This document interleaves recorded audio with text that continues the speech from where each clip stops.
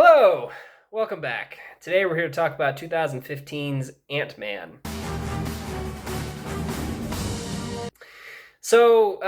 This is one that the first time I saw, I remember thinking it was fun, but it wasn't like I didn't think it was brilliant or it didn't stand out really. It was just kind of a fun. Didn't love it, didn't hate it. Yeah, It it's was just kind of a fun. fun little Marvel movie. And then that opinion is more or less stayed the same. I will say I didn't think it was quite as enjoyable as last time I watched it as I used to, but it's still fine. Yeah, the main concerns with Ant-Man is at this point it's starting to get old. Mm-hmm. And Yeah. and it might be from the fact that I've already seen all the way up till Endgame and then a few more, and I'm just Mm-hmm. kind of done with Marvel. But also, I didn't like when I saw it the first time. I looked at it on through the lens of, oh, this is still connected to this thing that I like. Yeah. But this time when I watched it, I was like, Watching it as a solo film. okay, You know? yeah, And that's yeah. it's acceptable. As It's a movie. fine. It's Yeah. fine. No, it's not. But let's just get into it. Okay, plot and story. So, for those of you who don't remember, Ant-Man features a Scott Lang guy who has been in prison for stealing from a company and giving to the poor, Robin Hooding it, if you will. The character, not the app. Yes. Important distinction. Important distinction. He there. didn't create an app where you can trade stocks. No. He robbed it. Anyway. Yeah. Anyway, we'll continue on here. So he gets out of prison. He's trying to find work because he's trying to pay child support so he can go see his daughter. But he's a crook. He's not convict, getting convict. Yeah. He's an ex-con, so he can't get a job. can't get work. Meanwhile, you got this other plot going on with Hank Pym, who used to be this founder of this great company and made some shrinking technology. Long story short, he got forced out of his company, and the guy, but he never like shared that technology with anybody. He was trying to pass off as if it was a myth. But the guy who's taken over his company is found a way to do it, but he's now selling it to terrorists, Hydra. And so the whole movie is about Hank trying to stop that from happening. And to do that, he hires Scott Lang to steal back his technology. And that's basically the premise of Ant-Man. And I think as a story just in and of itself, it's a good premise. I think that it was different in the sense of it's a heist movie, more than a typical Skybeam world's going to end superhero movie that Marvel had been putting out a lot before that, which was refreshing. I enjoyed the smaller scale. Definitely. And I wish that they would do more things like that. Yeah, I agree. I think that the fact that the world is always in danger is getting a little old.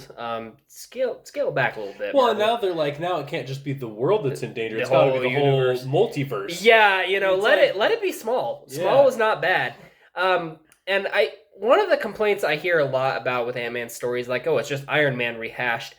I'm gonna disagree with that a little bit. I do think the villain is the same as the villain in Iron Man, but I think that the overall story is different. It's different enough. Yeah, definitely. I think There are a few. Listen, there's a few issues that I have with the story as a whole. One, the science is so inconsistent, Yes. and that does heavily affect the story. yes, it does. It is, and it's so blatant. Mhm. And I know that this topic has been beaten to death, but like if you are going to give him the ability to weigh as much as an ant and be the size of an ant, that's fine. What they should have done, if they were going to say he keeps the same density, Mhm. they should have said, and it also has like something that affects gravity. Right. Because it was just all over the place. It was, and in the same scenes. That's another Yeah. thing I noticed because the first scene when he tries on the suit and he's testing it out for the first time, there are moments where he falls and he falls through the floor because he's so heavy, right. and he cracks and all these things. Because all of his 200-pound body weight is landing in in one spot. Right, so you have those moments where he falls through things and breaks things, but then he also runs on a record in the same scene and nothing happens to the record. And that happens consistently where in moments he's got his same mass and in moments he does not. Yeah. And so it's really just inconsistent, and that's a big problem with the plot and story. And then it hurts it a lot. It hurts it a lot. The other thing that drove me crazy about it, and movies are allowed to take liberties. You have to make plot move the way you want it to, but this one takes a lot of liberties in a lot of places. Yeah. One moment I thought that was especially noticeable was when Hank is giving him his initial test without realizing that it's a test. Is he tells this thing to one girl. He pays this girl. One random person. Yeah, he pays this random person to say something to another random person in hopes that it will eventually trickle back to Scott Lang. and it does because the movie needs to happen. Right. But in reality, you're scratching your head and you're like, "There's no way." There's no I way can't that even that I series can't even event. suspend my imagination to believe that that would actually happen. And Right. yes, it's funny the way it's playing out because Luis is a funny character and he's telling the story, so it gets a laugh. But it's also really lazy writing. And there's a lot of moments like that, like when, and also Hank Pym, bursting him out of prison when all he had to do was tell them, Right. like, I'm not pushing charges. Yeah. That's all he needed to do. yeah, Yeah. there's just a lot of things it drags out that didn't need to. Right. And then that was the other thing that I was gonna say is like you have to suspend your disbelief to an extent that nobody's gonna be willing to. Mm-hmm. And like because you think about comically suspended disbelief movies like James Bond movies, Skyfall, where he gets shot off a plane or off of a train through a waterfall, Yeah. and then he's just alive, just drinking tequila and Cabo or something, Yeah. And you've got another big one is Home Alone, where it's like so many things needed to go wrong for him to end up. And it's like even those are easier to understand how these things. It's like if this guy needed Scott Lang in particular to perform this heist, then he should have just been like, "Hey, by the way." Scott Lang was desperate for work. Yeah, he would have right. taken it. Right, 100%. And then the other thing is that Scott Lang's character, well, I mean, we'll get into acting characters in a minute here, but like his whole motivation was literally just to pay Child support. Yeah. So it didn't really make sense that he was doing all of this. Mm-hmm. Because at no point did he offer... He basically blackmailed Scott into doing this. Like, he didn't pay him. Mm-hmm. He said he would, though. Yeah, but I don't remember. It doesn't show him paying him, but you assume he did. But right.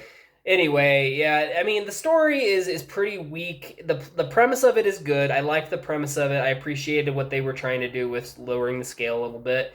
But it just, too many convenient things that didn't make any sense and too many contradictions on itself. I gave the plot and story a 2. It seemed like the fairest score. I also gave the plot and story a 2. It's not that it's horrible, and frankly, it's better than many Marvel movies, but it's just not good or even average. No, yeah. So, what do you want from me? Scott, I believe that everyone deserves a shot at redemption. Do you? I do. If you can help me, I promise I can help you be with your daughter again. Now, are you ready to redeem yourself? Absolutely. My days of breaking into places and stealing shit are done. What do you want me to do? I want you to break into a place and steal some shit. With the acting and characters in this film, the acting is almost always fine with Marvel movies. With very few exceptions, it's almost always good. Mm-hmm. The characters just need to work on them in some cases. In this case, as an example, like I mentioned earlier, Scott's motivations didn't seem great. He was like, okay, yeah, I'll save the world, it's fine. You know? But like, he didn't really, his motivation was to pay child support, which means that Hank Pym needed to be paying him monthly. And that certainly wasn't happening, and it didn't even ever like touch back on that again. It wasn't ever clear. I mean, this is another story thing. It wasn't ever clear how long it was taking to do what they were doing. It could have been been a while. It could have been weeks. It could have been months. It could have been a weekend. It must must have been longer because he was getting used to the technology. He was learning like all of the information. He was getting good at what he did. He learned how to fight better. I mean, there was just a lot of things that were going on, and it was just kind of hard to grasp, get my mind around. The other thing is that some of the characters, I can't stand the villain. And it's not so much that I hate him as an actor, because I think he did a fine job, but stop, please, for the love of all that's holy, give me a villain that is not just the same as your main character, but evil. Mm-hmm. Just give me a better villain. Yeah. And he was comically evil to the point where it was like a person like this couldn't ever exist. He didn't have any. His motivation for selling it to Hydra was just because money. And this point, but his main motivation for what he was doing was his bitterness towards Hank Pym, and he was constantly angry that Hank Pym didn't share his secrets with him. That Hank Pym shut him out. All these things. But it didn't give you. I mean, so why does that mean you go kill the random dude in the bathroom? You know, Right. why does that mean that you're okay with Like murder. murder? And Yeah. you know, It and so it didn't make sense. It he really his didn't. motivations were super weak. He's a super forgettable villain. Even for Marvel standards, he's not one I ever remember anything about until I watch it again. And then the other thing, as we alluded to this too earlier, the villain is very much like the one in Iron Man. Yeah. But I think that Jeff Bridges played a better villain than this guy did. Well, and then also, frankly, it was new then. Yeah, that's true. So- it was the first time they did that, Yeah. so it was more memorable. But yeah, so the villain is really weak. I do like Michael Douglas as Hank Pym, and I like Evangeline Lilly as Hope.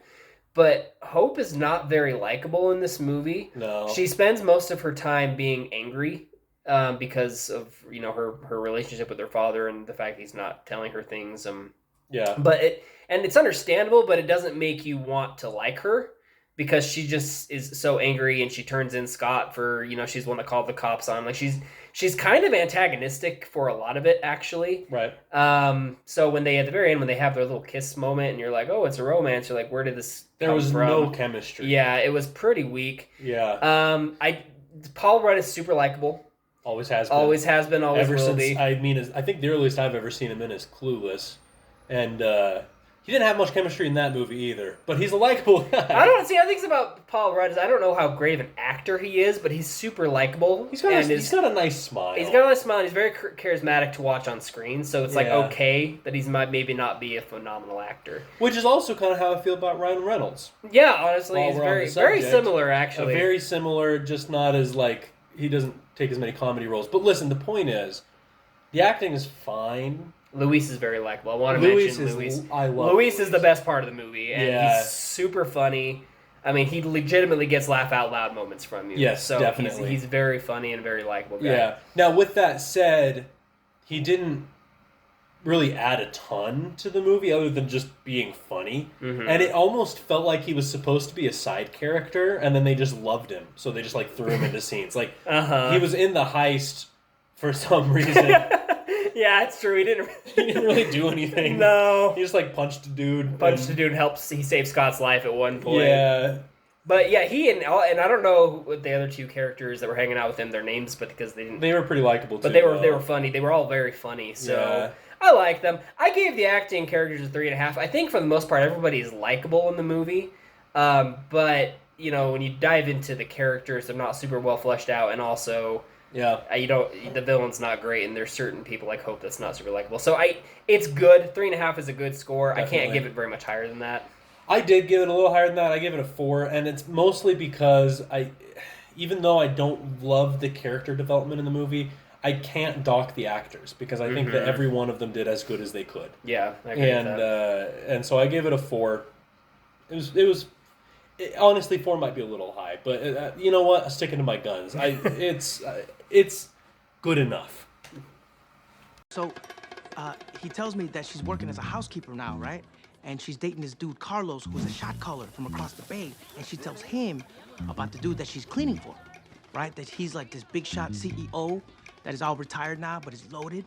And so Carlos and Ernesto are on the same softball team. And they get to talking, right? And here comes the good part. Carlos says, yo, man, this guy's got a big-ass safe just sitting in the basement, just chilling. Of course, Ernesto comes to me because he knows I got mad thieving skills. Of course, I ask him, did Emily tell Carlos to tell you to get to me what kind of safe it was? And he says, nah, dog. All she said is that it's super legit, and whatever's in it, it's gotta be good. What? Old man have safe. Action-wise, this is not one that really shines in the action department. And I think that some people make the argument that's one of the issues of having a smaller scale film is the action is going to be smaller. But I'm going to disagree with that because if you look at Spider-Man 2, which I think has one of the best action sequences probably in any superhero movie. Very small scale. It's not a big world going to end film. I mean, Doc Ock's going to maybe destroy the city. If he wins, but eventually would have probably destroyed the world, but that's not the point of the movie. It's not the point of the movie, and the story felt much more local, small scale. So I think you can still do it. And what I will say is, with the action with Ant-Man, the concept is cool that he can shrink and fight, and it's got some potential there. I just don't think there's a lot of action to showcase it very well in this film. There's a scene where he is the first action scene I can remember is them escaping prison, and that's literally just him riding on an ant. So it's not really that interesting. You get a fun scene where Ant-Man fights the Falcon, which is probably the best action sequence in the movie.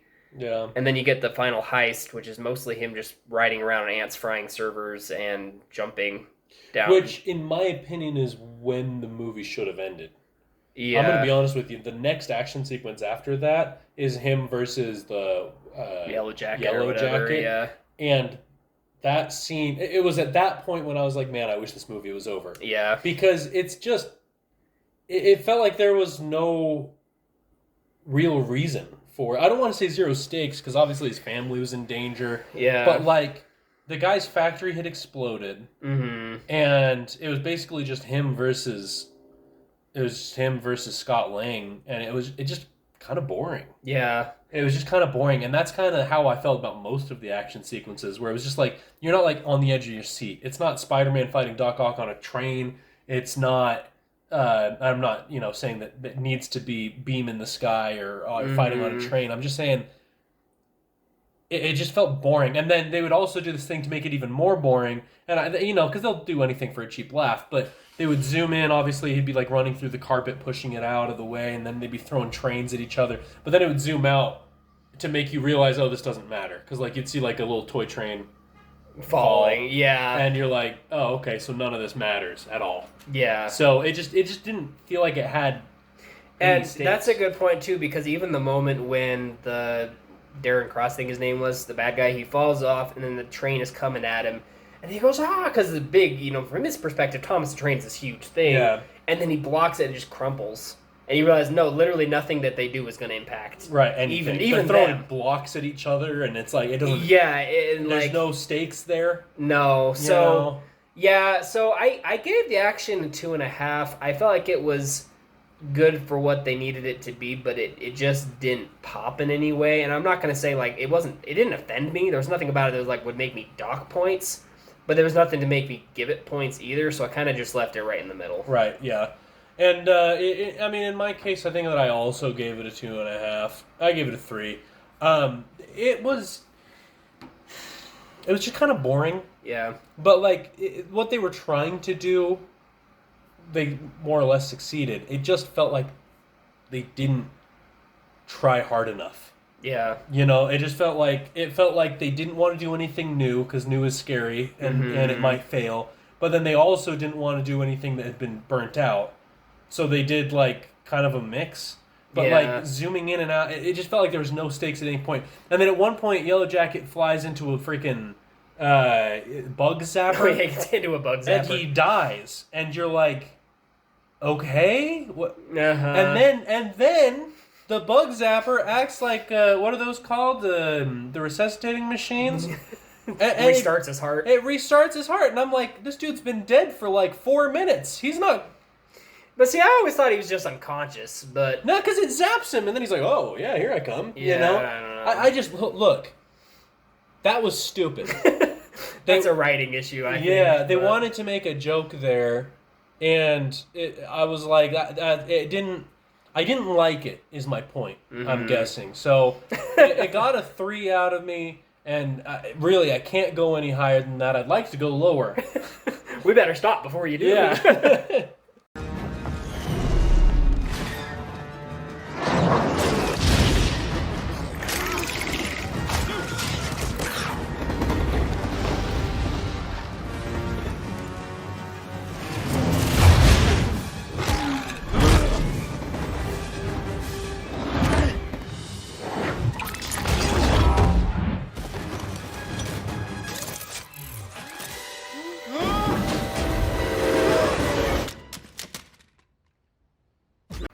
The cinematics in this movie I thought were more or less pretty disappointing.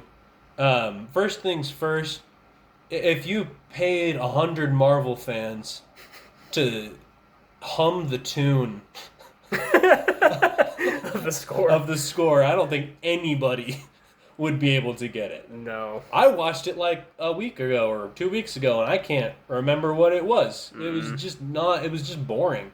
The CGI was also really bad in this movie. And that's the thing is, like, you can make an argument that it's dated, but 2015 had some better There CGI than that. Yeah, there was better CGI in that time.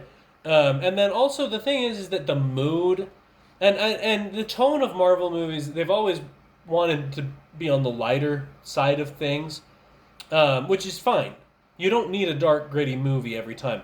But when you're dealing with actual psychopath that's just killing people, a mass murderer or a serial killer, you can't make something like that and then make joke about it.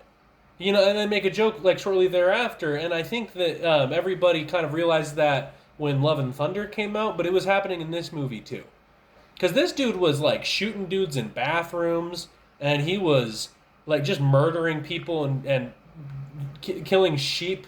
And I don't like that either. Mm-hmm. The sheep definitely deserve to live. But my point is, you need to stick to a tone. And if you're going to have like something that's super serious for a long time and then have something that lightens the mood for a second and then go back, then that's fine too. Or even if you go the other way around. Where you have a very comedic movie, but with a couple serious With a couple of serious moments. Yeah. But it was just, it felt lighthearted. Like, even when he killed the dude in the bathroom and then he wiped him up with a tissue paper and threw him into the trash, it was like, that should have shocked me a lot, but he was just kind of like casual about it. Like, He didn't feel dark or evil. It just felt like dull. Yeah, it definitely didn't pack a punch. My issue with the cinematics came a lot from the writing as well, with the script. A lot of the lines weren't very good. There's a moment in particular, they're fighting, so Ant-Man and the Yellow Jacket are in a suitcase that's falling from a plane, and they're fighting, and at one point he yells, "I'm going to disintegrate you!" or something just really generic and stupid, and then they did that for a laugh, so that because the phone was like playing disintegration, and then it played a song, and I was like, that one, that's not really that funny, and two, that's the stupidest line ever, and that's the big one that pops in my mind. I'm sure there were other moments that bothered me with the writing, probably a lot of what I mentioned in the plot and story, but right. I'm not gonna say that I think it's as bad as some of the movies we've watched, like, you know, Hulk or Catwoman. We didn't watch Catwoman. I did. I've never seen Catwoman. I did. That was. But there are some much more offensive cinematic films out there, even superhero films. Ant-Man was just pretty average to me. I gave it a 2.5. They had too many issues to give points to, but again, I wasn't sitting there hating on the cinematics the whole time. So I also gave it a 2.5. It wasn't distractingly bad. It just wasn't good. Yeah. And then I will also just say I don't remember very well on like the camera. But I do have a recollection that they didn't do anything fun with the camera. It just kind of sat in one place and it was always like the same distance away from people, always just at the same like eye level. So nothing like fun. Oh, there was an action sequence when he's trying to fight the guards that are. Hank Pym just got shot or something. He's trying to fight the guards standing around him. The constant shrinking and growing looked really bad. Yeah. I don't remember why it looked bad, but I remember watching that and being like, ooh, that did not age well. But I'm not going to dock it for that because it's aging more than anything. I'm sure it looked fine when it came out, but it did stand out at that moment. But definitely. Yeah, I think that as a whole, just like if you watch this movie, you're not going to like the cinematics, but you're also not going to hate it. So it's like 2.5, leave it alone. Yeah. I'm gonna disintegrate you! Playing Disintegration by The Cure.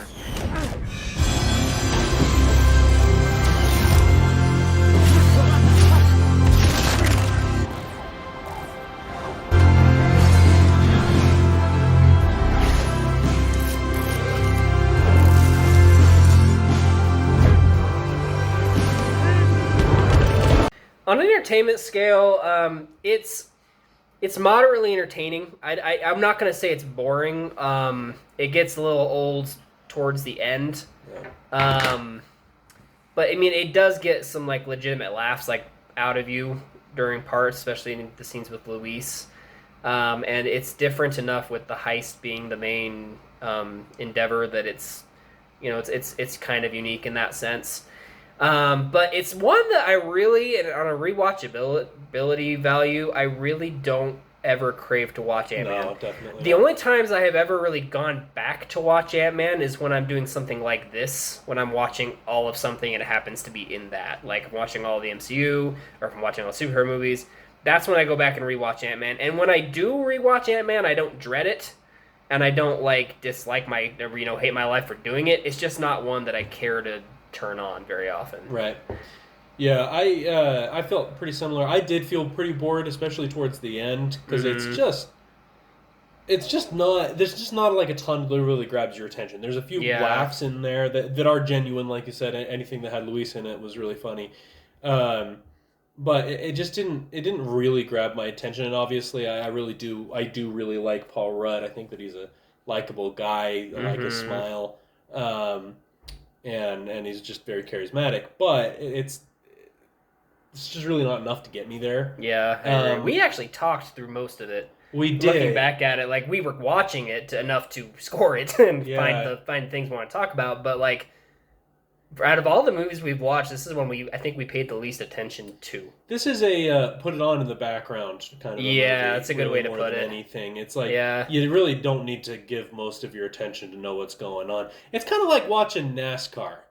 It's like with some sports you gotta pay attention to the player. You gotta know what's going on. NASCAR, if you look down at your phone for 2 hours and then look back up, you're like, oh, that car's in front of that car. I get it. Yeah, you're totally fine. Yeah, it's it's just not. It just doesn't really. It's a very simple story that doesn't require a lot of focus. Yeah, definitely. I give it a 3. I probably could have given it less than that. Kind of how I feel about the whole thing. I could have given it less on everything because it's just not. It's just not that great of a movie, but it's also good enough that I needed to give it. Yeah, and it's not a bad movie. Right. That's the thing. And we've talked a lot about the negatives of it, but that's just because we needed something to talk about. It's not like we'd hate this movie because I really don't. It's just not great. I gave it a 3 as well on an entertainment scale, which brings my total score of it as a 2.7, which is a very accurate. It's a slightly above average film. But not even in the 3s. It's not even a movie that I would say it's good. It's just perfectly adequate and watchable. Definitely. Yeah. Well, that'll do it. What'd you give it? I gave it 3, I said. No, your total score. Oh, my total score was a 2.7. I'm sorry, 2.9. As a whole, the movie's good enough. Mm-hmm. If you haven't seen it, you probably don't really even need to. He doesn't even really matter that much. In the grand scheme of the MCU. All you need to know is that he can get small, and that'll pretty much make up for the rest of the movies. Yeah, I agree. His origin doesn't really matter. And in future movies, his motivation doesn't matter either, because it stops talking about his daughter altogether. In fact, I think this was the last time he ever mentioned her. Well, she's a big part of Ant-Man and the Wasp. Oh, yeah, she's in the second one, that's true. Yeah. But in the rest of the MCU movies, doesn't really matter. Yeah, it's... this is one that, if you want to watch, go for it. You're not going to hate yourself for doing it, but it's one that I would say, Ben said, it's not necessary to watch it. It's just kind of meh. Yeah. So, yeah, that's our take on 2015's Ant-Man. Tune in next week for 2015's Fantastic Four or Fan Four Stick, whatever you want to call it. I've never seen it, but I've heard everybody hates it, so I'm actually kind of excited to watch it to also hate it too. So, anyway, thank you guys so much for watching, and next time, tune in for Fantastic Four, Fan Four Stick. See you later. Bye. Oh, no. Yeah, and this dude sounds like a badass, man.